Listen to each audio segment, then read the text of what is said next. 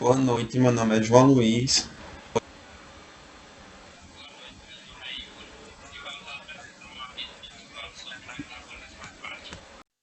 Vamos falar um pouco sobre o que é metabolismo hepático. O metabolismo hepático é um conjunto de reações químicas que ocorrem no fígado de um organismo.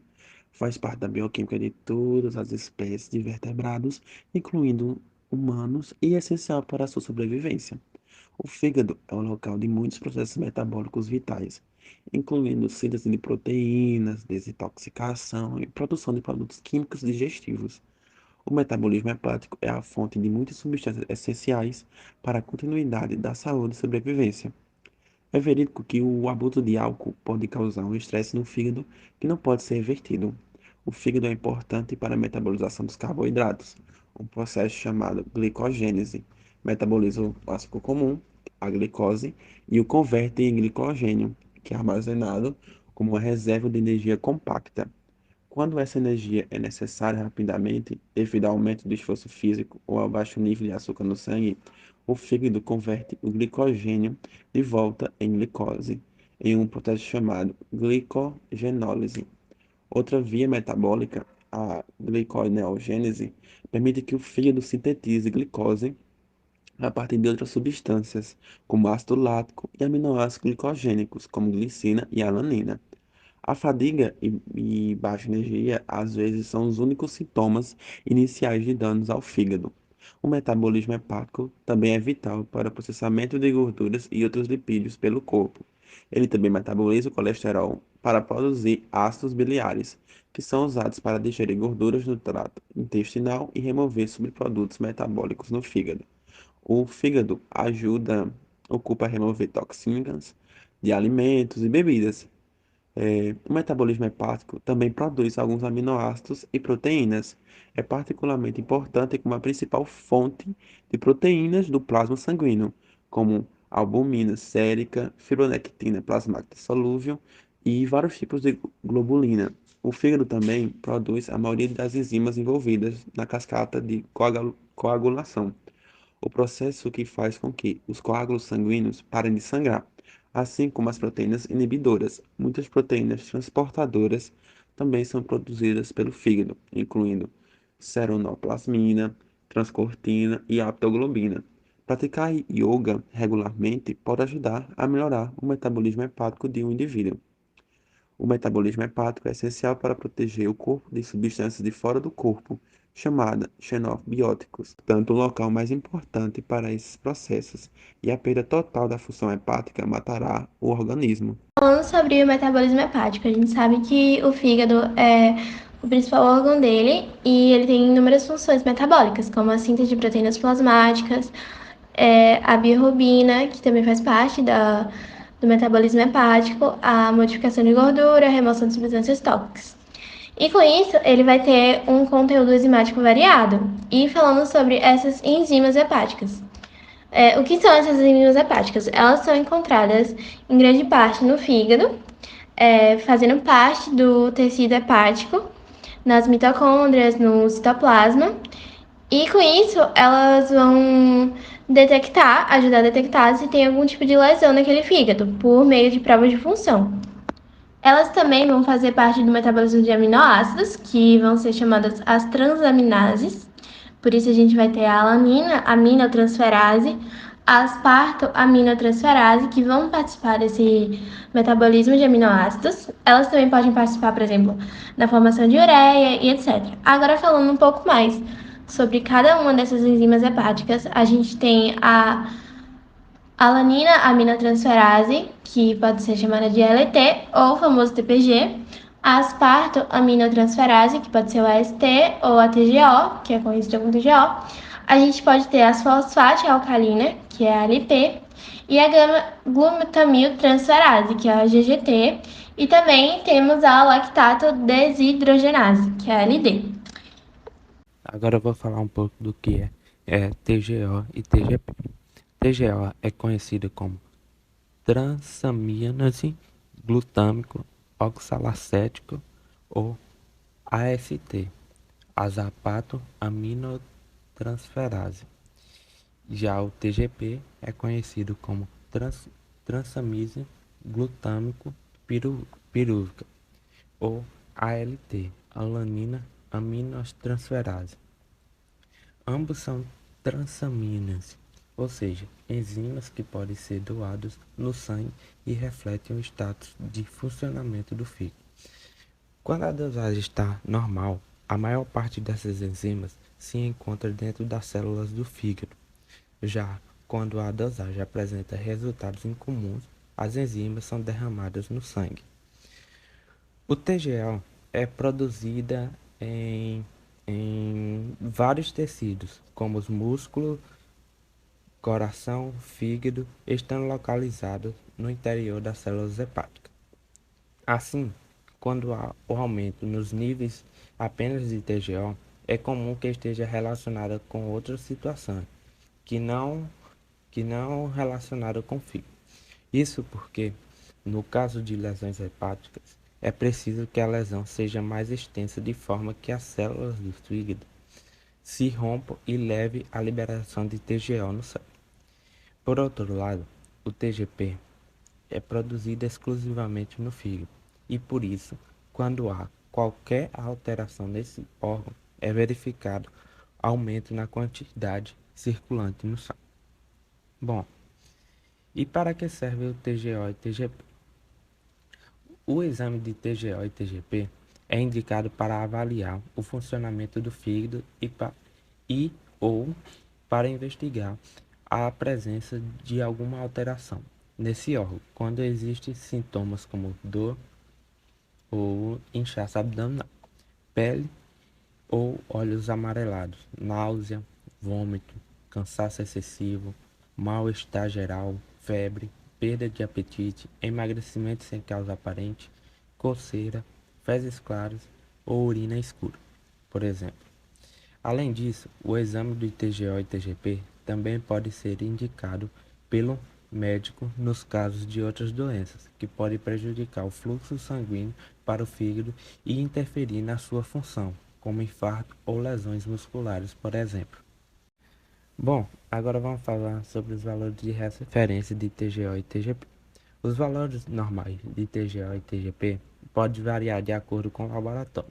No entanto, de uma forma geral, de uma forma mais abrangente, os valores considerados normais no sangue são do TGO entre 5 e 40 unidades por litro e o TGP entre 7 e 56 unidades por litro. Apesar de TGO e TGP serem considerados marcadores hepáticos, essas enzimas também podem ser produzidas por outros órgãos, como eu já citei anteriormente, principalmente o TGO. Por isso que exames com TGO alterado não quer dizer que sejam lesões hepáticas. E sim, pode ser lesões no coração, entre outros. E aí vai depender do exame solicitado pelo médico. E agora vamos falar o que pode causar essa alteração no TGO e TGP.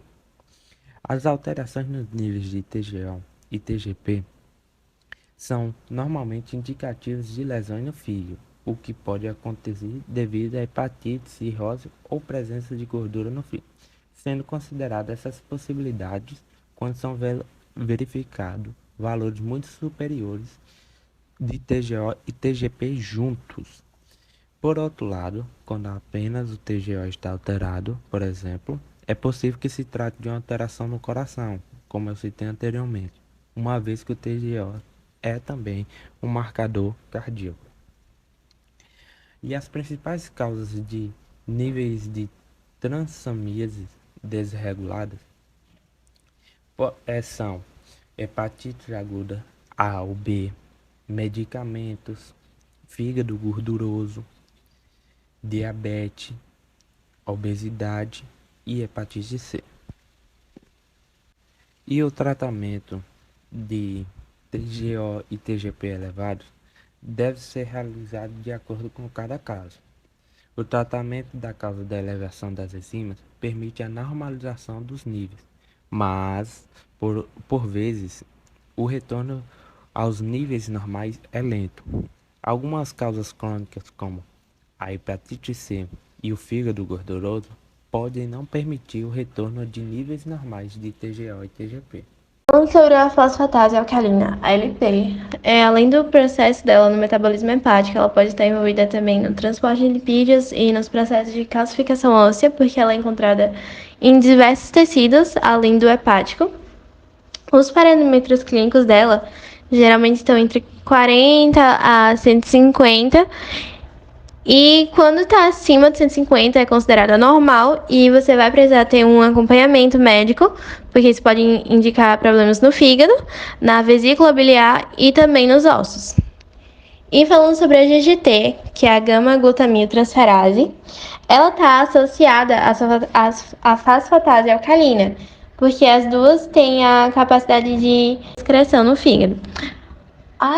A gama-glutamiltransferase ela é altamente sensível para dano hepático, porque 90% dos casos de danos geralmente apresentam um índice alto da GGT, e também ela pode ser pouco específica, como ela pode apresentar um valor elevado pelo consumo de álcool e medicamentos.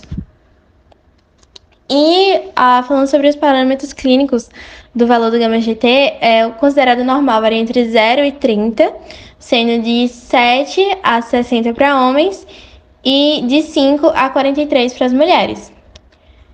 E eu trouxe aqui uma tabelinha sobre as enzimas, a sua principal fonte e as suas principais aplicações clínicas. Como a gente pode ver, as aminotransferases, que são encontradas principalmente no fígado, com doenças do parênquima hepático.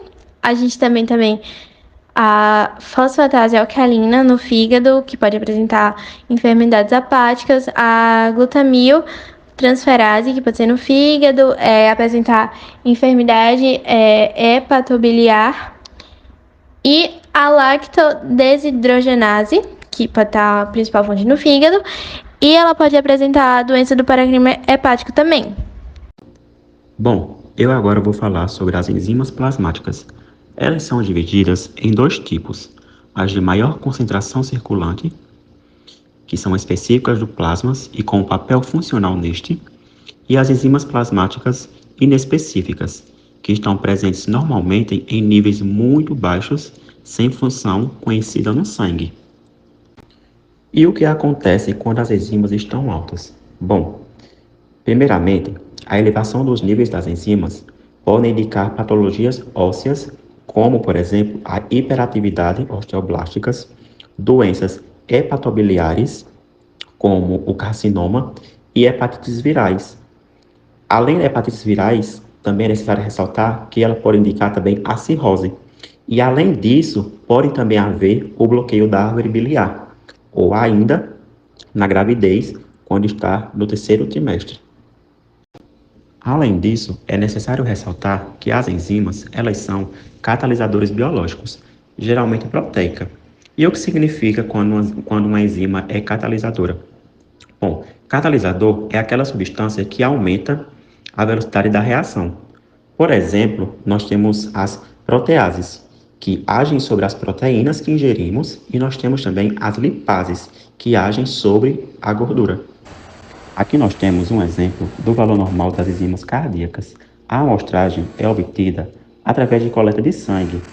Nos casos de valores séricos normais, a concentração da creatinosfosfoquinase é de 130 ml para homens e de até 110 ml para as mulheres. Proteína PCR. A proteína C reativa é uma proteína produzida pelo fígado que geralmente está aumentada quando existe algum tipo de processo inflamatório ou infeccioso acontecendo no corpo, sendo nos primeiros indicadores ela está alterado no exame de sangue nessas situações. Essa proteína é muito utilizada para avaliar a possibilidade de existir alguma infecção ou processo inflamatório não visível, como apendicite, aterosclerose, ou suspeita de infecções virais e bacterianas, por exemplo. No entanto, a PCR também pode ser usada para avaliar o risco que uma pessoa tem de desenvolver doenças cardiovasculares, já que quanto mais alta, maior o risco deste tipo de doenças. Dessa forma, o valor de PCR deve ser sempre analisado pelo médico que pediu um exame que poderá pedir outros exames e avaliar o histórico de saúde da pessoa para avaliar no diagnóstico mais correto. Este exame também não é um exame usado para o diagnóstico da Covid-19, sendo que esse é conhecido como RT-PCR. O valor normal de PCR pode variar de acordo com o laboratório em que o exame foi realizado. De forma geral, em relação ao risco cardiovascular, os valores que indicam a chance de desenvolver uma doença cardíaca são muito alto risco, que é acima de 10 mg por litro, alto risco, que é 2 mg por litro, médio risco entre 1 a 2 mg por litro e baixo risco, que é menor que 1 mg por litro. Em relação a inflamações de fase aguda, é considerado inflamação quando os níveis de PCR estão iguais ou superiores a 10 mg por litro ou 1 mg por decilitro. Os valores baixos da proteína C reativa também podem ser observados em pessoas que tiveram grande emagrecimento, prática de exercícios físicos, consumo de bebidas alcoólicas e uso de alguns medicamentos. A interpretação do resultado deve ser feita pelo médico, pois para se chegar à conclusão diagnóstica é importante que os outros exames sejam analisados em conjunto. E o que pode se fazer quando a PCR está alta? A proteína C reativa alta surge na maior parte dos processos inflamatórios e infecciosos no corpo humano, podendo estar relacionada com diversas situações, como presença de bactérias, doenças cardiovasculares, reumatismo e até rejeições de um transplante de órgão, por exemplo. Em alguns casos, os valores da PCR podem indicar a gravidade da inflamação ou infecção. Entre 1 a 10 mg por litro, geralmente indicam inflamações leves ou infecções ligeiras, como gengivite, gripe ou resfriado. Entre 10 a 40 mg por litro, pode ser sinal de infecções mais graves e infecções moderadas, como catapora, Covid-19 ou outra infecção respiratória. Mais de 40 mg por litro geralmente indica infecção bacteriana. Aí, mais de 200 mg por litro pode indicar septicemia ou situação grave que coloca em risco a vida da pessoa. O aumento desta proteína pode indicar doenças crônicas e, por isso, o médico deve solicitar outros exames para tentar descobrir o que levou o seu aumento na corrente sanguínea, já que a PCR não é capaz sozinha de determinar a doença. E o que pode se fazer quando a PCR está alta? Após confirmar os valores altos da PCR, o médico deverá avaliar o resultado dos outros exames solicitados, bem como avaliar o paciente, levando em conta os sintomas apresentados. Quando os valores da PCR estão acima de 200 mg por litro e o diagnóstico de infecção é confirmado, normalmente é indicado que a pessoa fique internada para receber antibióticos pela veia. Os valores da PCR começam a subir em 6 horas após o início da infecção e tendem a baixar quando se inicia o uso de antibióticos. Se 2 dias após o uso de antibióticos os valores da PCR não diminuírem, é importante que o médico estabeleça outra estratégia de tratamento. A gente vê que as enzimas hepáticas, elas se comportam de acordo com seu tipo, local e a extensão da lesão. E quando a gente tem uma doença sobre essas enzimas hepáticas, como por exemplo, a gente tem o caso da hepatite aguda grave, que as aminotransferases elas apresentam níveis elevados e essas lesões hepáticas podem levar à necrose. Como também nos tumores hepáticos, os carcinomas hepatocelulares primitivos, a gente vê que a AST está quase sempre maior que a ALT, e a gente também tem a ALD, a ALP e a GGT com valores elevados. E o padrão enzimático do fígado metastático, ele vai variar de acordo com o número e a extensão das metástases. E também no caso das cirroses hepáticas, a gente sabe que as etiologias da cirrose podem ser variadas de acordo com álcool, vírus da hepatite, ou então até mesmo de etiologia desconhecida, e é uma hepatopatia crônica. E nisso a gente vai ter a transição da HC para cirrose e o quociente de ACS maior do que a LT. E é isso, obrigado.